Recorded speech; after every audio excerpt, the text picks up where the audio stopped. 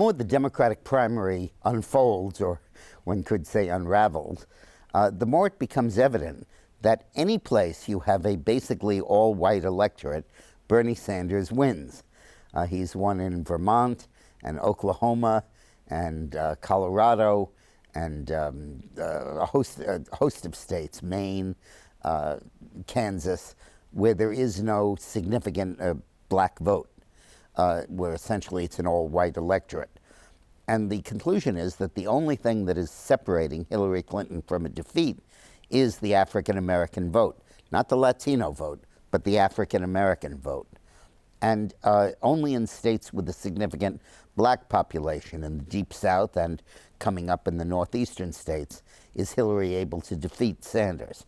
Now, while that ultimately augurs ill for Sanders, because African-Americans cast a quarter of the Democratic primary vote and are predominant or dominant in many of the large states, it does indicate a bad omen for Hillary in the general election, because those Democrats have to go 80 or 85% for Hillary against whoever the Republican nominee is for her to have a prayer of winning in November. And particularly since the disenchantment is among white young people, it really is a serious problem for Hillary, because that is the absolute core and the base of the Democratic Party.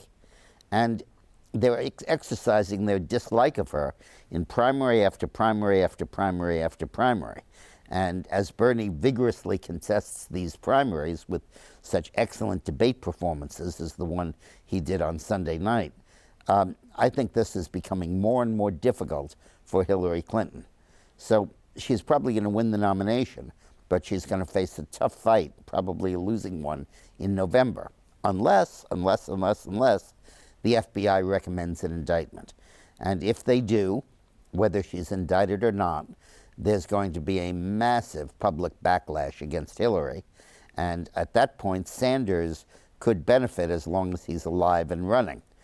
And as he goes through all the western states that do not have significant black populations, except for Washington and California, you could see Sanders gaining and gaining, but at least remaining in the race with an indictment or the recommendation of indictment finally tipping it to him at the end.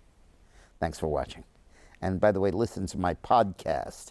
You can click it at the link to this video, or go to dickmorris.com or iTunes or podcast1.com. And I go into great depth on these issues and stuff I can't cover in these videos. Thanks a lot.